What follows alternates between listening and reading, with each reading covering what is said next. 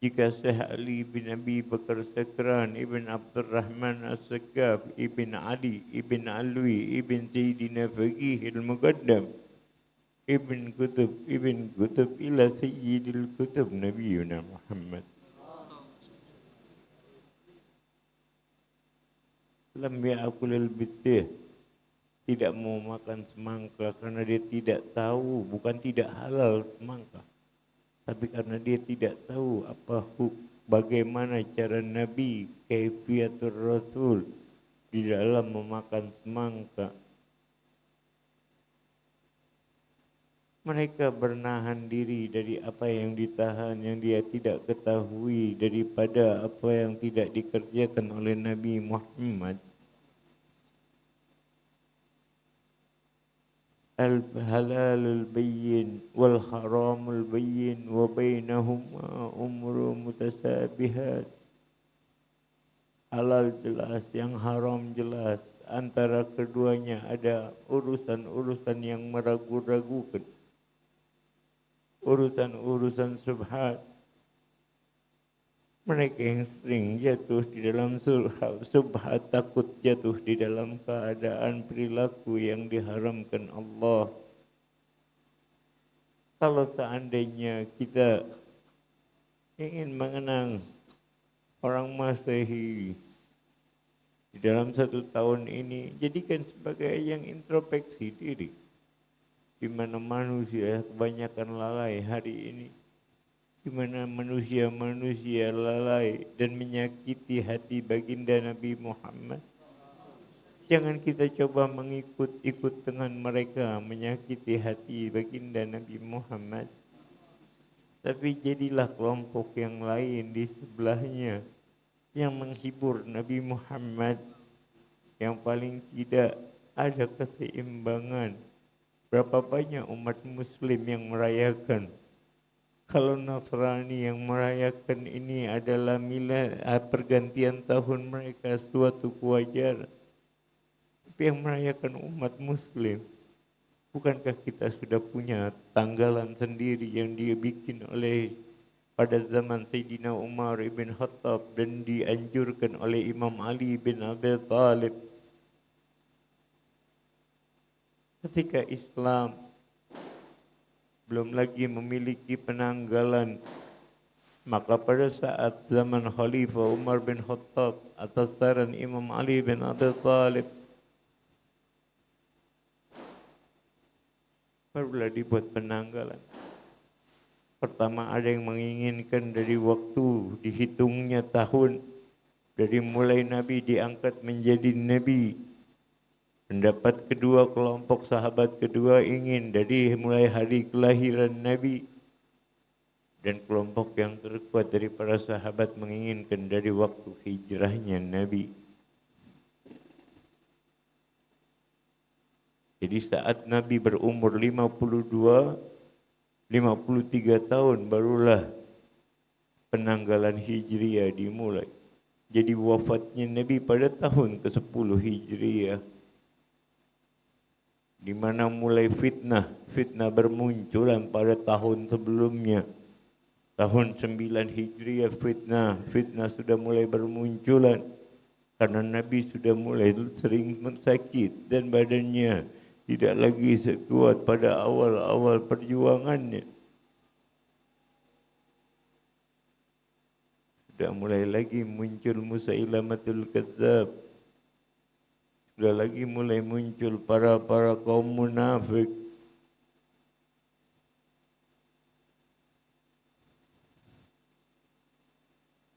Hingga fitnah tersebut sampai zaman kita saat ini.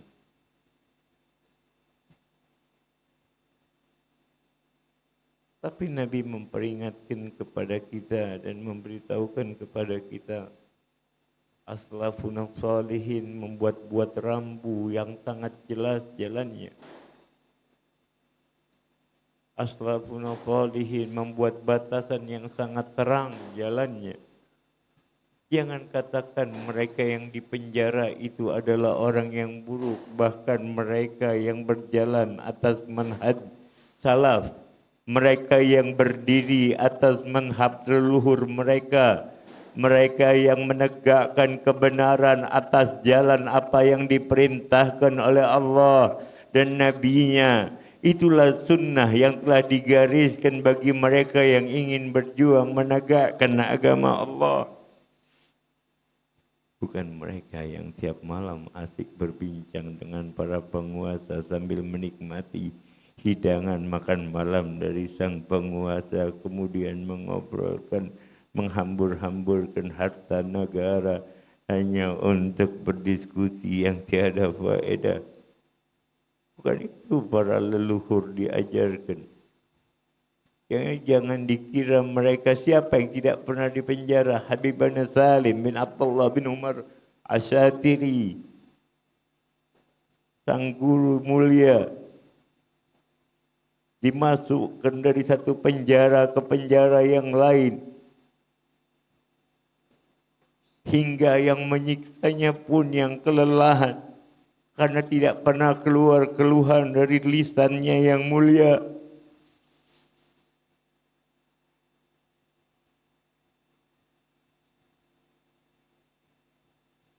Ayahanda Habib Umar bin Hafid, Habib Muhammad bin Salim bin Hafid sampai saat ini tidak diketahui di mana kuburnya.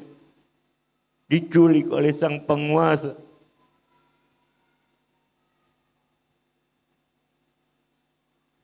Lantas kalau kita berteman, duduk dengan para penguasa, apakah itu ajaran yang diajarkan aslafun salihin?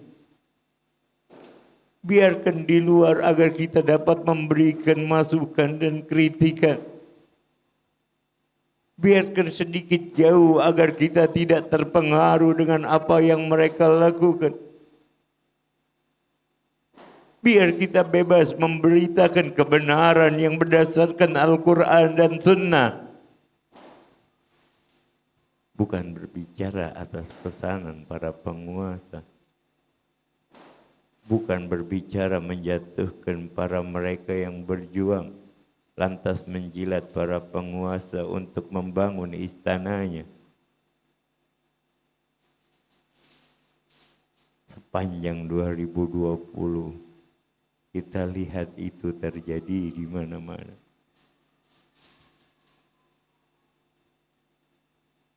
Refleksikan diri kita. Apa yang sudah kita perbuat untuk Islam? Jangan lagi kalian atas namakan salaf. Sungguh kami telah muak dengan bualan kalian. Sungguh kami telah bosan dengar ocehan kalian yang mengatasnamakan mengikuti salaf dengan membawa dalil rahmatan lil alamin, memotong ayat hanya mengerjakan amar ma'ruf dan tidak mampu meneruskannya hingga nahi mungkar. Kami bukanlah orang yang baik, tapi kami sadar kebenaran adalah kebenaran.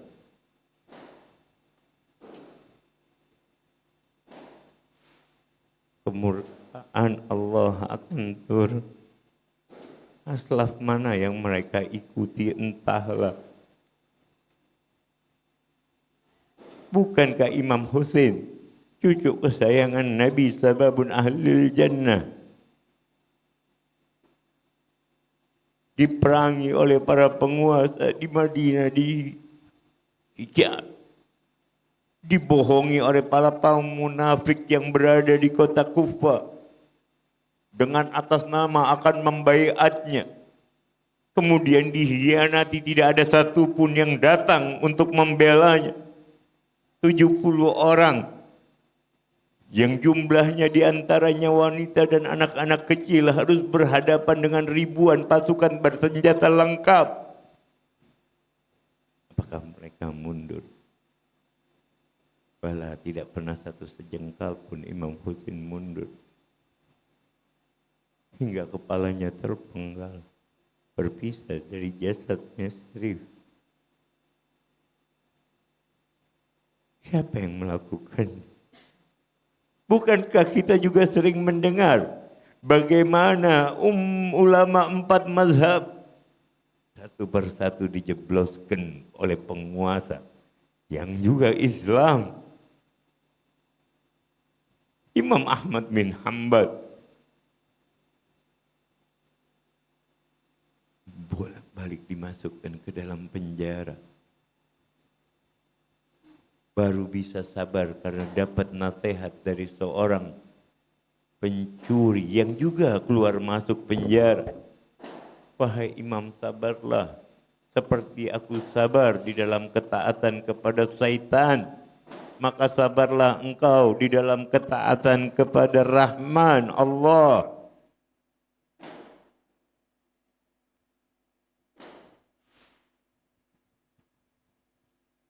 Itu yang diajarkan oleh Islam. Jadi jangan mengatasnamakan Islam.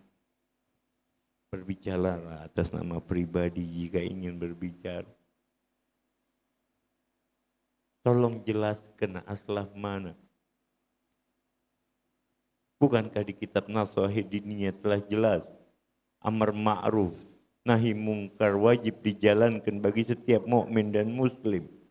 Uzur baru bisa dikatakan uzur apabila memenuhi kriteria uzur tersebut. Jangan karena kita mendapatkan imbalan lantas mulut ini dapat dibungkam. Alangkah murah agama Allah. Padahal yang kita perlukan hanyalah makan. Satu hari 3 kali, tidak lebih dari itu. Dan kelak kita pun akan kembali hanya memerlukan sebidang tanah yang sempit, yang dalamnya 4 meter. Ingatlah kembali akan hal tersebut, wahai ikhwan.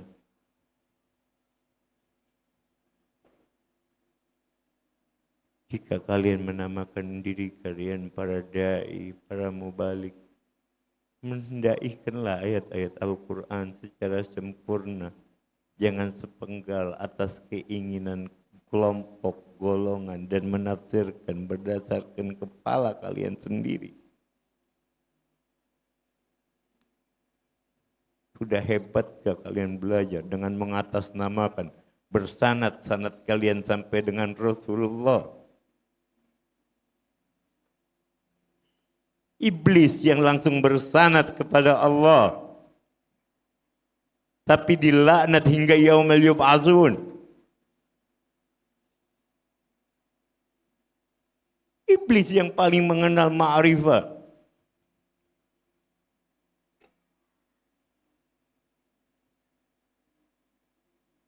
Tapi dilaknat oleh Allah. Karena merasa diri paling hebat. Merasa diri paling benar. Kau suruh orang berbicara cukup tentang sirah Nabi Muhammad. Tapi tiap saat kau berbicara dengan pakaianmu yang laksana lebih hebat dari yang lain. Dengan imamah yang besarnya memberatkan kepalamu sehingga sulit mendengarkan masukan dari yang lain. Karena tertutup kedua telingamu atas besarnya imamahmu.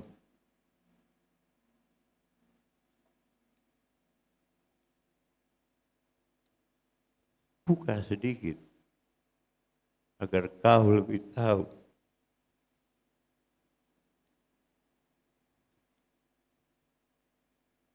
Dengan pakaian putihmu menipu manusia lain.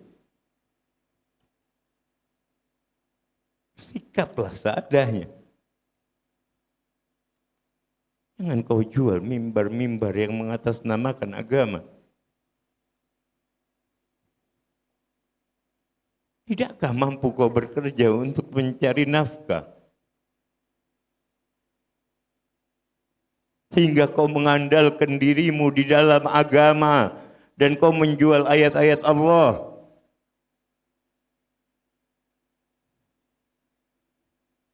Na'udzubillah, summa na'udzubillah. Dan ingat, bagi mereka yang menghina keluarga Rasul, lantas nanti kalian di yaumil qiyamah ingin meminta syafaat pada Rasul. Bukankah Habibuna Rizik bin Muhammad bin Habibana Rizik bin Syahab bin Syahab juga merupakan zurriyat Rasul? dan orang yang terbaik saat ini. Siapa yang mampu melakukan seperti beliau? Kita doakan keselamatannya. Kita doakan penjagaan dari Allah. Mereka yang ingin berbuat jahat, mereka yang ingin berbuat menzaliminya, akan dibalas oleh Allah dengan kezaliman. Mereka yang ingin mencoba untuk melukainya, ketahuilah bahwa Allah tidak pernah diam. Tinggal umat Islam jangan mau lagi dipecah belah. Tolong dengarkan masukan, bukalah pikiran. Jangan mau buat organisasi terbesar di dalam Islam hanya karena urusan uang, lantas menjual agamanya karena kepentingan sekelompok orang. Kembalikan lagi fitrah Islam kepada jalannya, agar kesian mereka yang tidak dan baru belajar tentang Islam tidak lagi kebingungan. Sekarang setiap saat toleransi sehingga azan di masjid, azan di gereja, bersenandung selawat di gereja. Seandainya kita maulid, dibacakan lagu-lagu rohani di masjid-masjid, kita akankah nyaman hal tersebut? Mungkin mereka yang mengatakan toleransi seperti itu perlu ketika mereka maulid. Undanglah para rohaniawan dan biarkan mereka menyanyikan lagu kebaptisan, lagu-lagu kerohaniawan dalam maulid-maulid mereka. Mungkin itu yang mereka inginkan. Toleransi telah diajarkan oleh Allah, lakum dinukum waliyadin, untukmu agamamu dan untukku agamaku. Tanpa saling mengganggu di dalam beribadah, bukan mempercampur adukan ibadah. Bukan itu yang diajarkan toleransi di dalam Islam. Toleransi adalah menghargai mereka, biarkan mereka di dalam ibadahnya. Biarkan kami pula dalam ibadah kami.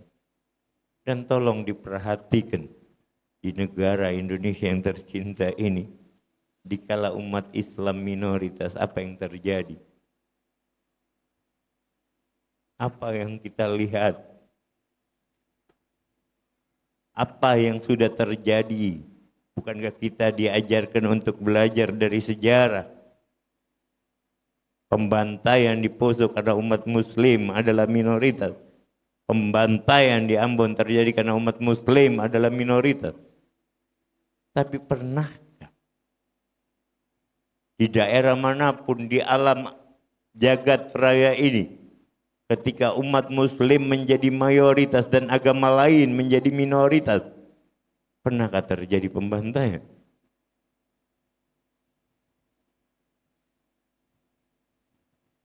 Umat Muslim di Myanmar dibantai oleh para Buddhis yang tidak bertanggung jawab.